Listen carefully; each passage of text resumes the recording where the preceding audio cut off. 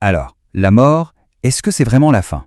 C'est une question immense, universelle, et aujourd'hui, on va tenter de l'explorer ensemble, mais sous un angle bien précis, celui de la perspective islamique.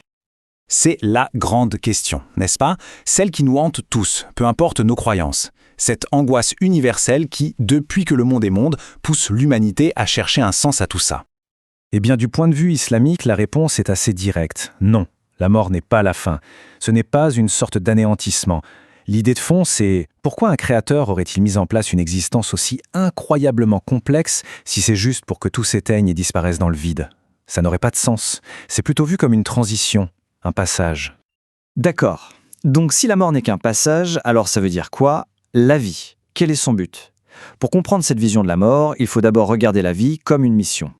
En fait, on nous dit que le but de notre vie, c'est de jouer ce rôle de calife. Qu'est-ce que ça veut dire?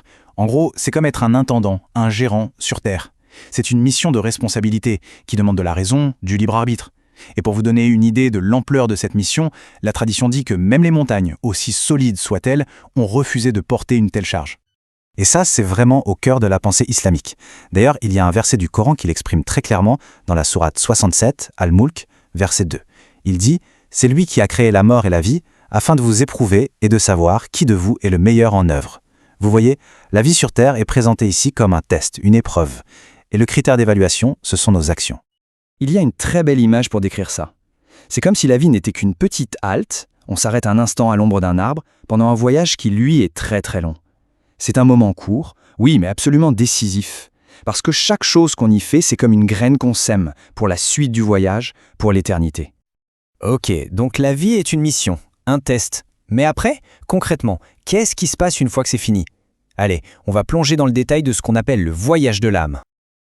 Le voyage de l'âme. Et ce voyage, il commence immédiatement, au moment même où la vie s'arrête. On décrit une séquence d'étapes très précise. Ça commence avec l'agonie, la séparation de l'âme du corps par l'ange de la mort. Ensuite, l'âme assisterait à ses propres funérailles, de manière consciente. Et enfin, vient une étape cruciale, le premier interrogatoire, directement dans la tombe. Cette phase intermédiaire, ce temps d'attente, a un nom, le barzakh. C'est une sorte de sas, une barrière entre le monde des vivants et le jugement final. C'est là que deux anges viennent poser les premières questions essentielles. Et ce qui est intéressant, c'est que l'expérience du barzakh, qu'elle soit apaisante ou angoissante, est directement liée à ce que la personne a fait de sa vie sur Terre. Après cette période d'attente dans le barzakh, vient le grand rendez-vous. Un événement qui, nous dit-on, concernera absolument tout le monde, sans exception. Le jugement dernier. Et ce jour du jugement, ce n'est pas juste un instant. C'est un processus. D'abord, un signal divin, et toute la création est ressuscitée. Ensuite, chacun reçoit une sorte de bilan, le livre complet de sa vie, avec toutes ses actions, les bonnes comme les mauvaises. Et puis vient l'épreuve finale, la traversée d'un pont. Le tout pendant une durée qui nous est décrite comme étant de 50 000 ans à notre échelle. Cette fameuse épreuve finale, c'est donc ce pont qu'on appelle As-Sirat.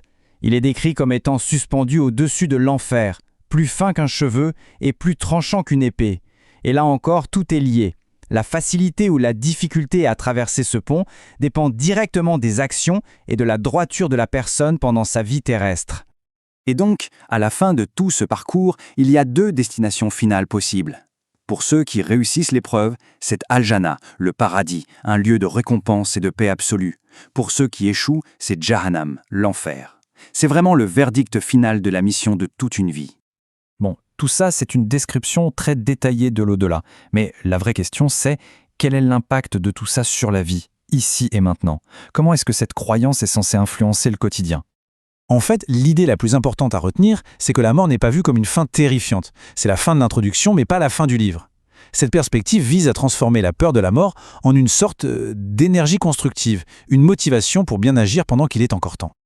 Et pour vivre avec cette idée, on parle souvent d'un équilibre. Un équilibre entre deux concepts, qu'on compare aux deux ailes d'un oiseau qui lui permettent de voler droit. D'un côté, il y a le khouf, une sorte de crainte respectueuse du jugement, la conscience que nos actes ont des conséquences. Et de l'autre, il y a le raja, un espoir immense dans la miséricorde de Dieu. L'un empêche l'insouciance, l'autre empêche le désespoir. Il y a un hadith, une parole du prophète Mohammed, qui résume tout ça en une phrase. L'être intelligent est celui qui se soumet à son Seigneur et œuvre pour ce qui vient après la mort. C'est limpide, non? La sagesse, dans cette perspective, c'est de ne pas oublier le voyage qui nous attend et de s'y préparer. Du coup, on voit bien que cette vision des choses recadre complètement la vie. Chaque moment, chaque choix devient une partie de cette préparation. La question de départ, c'était « la mort est-elle la fin ?» Mais peut-être que la vraie question que cette perspective nous invite à nous poser, c'est « si la vie est bien une épreuve, alors qu'est-ce qu'on est en train d'écrire sur notre feuille d'examen ?»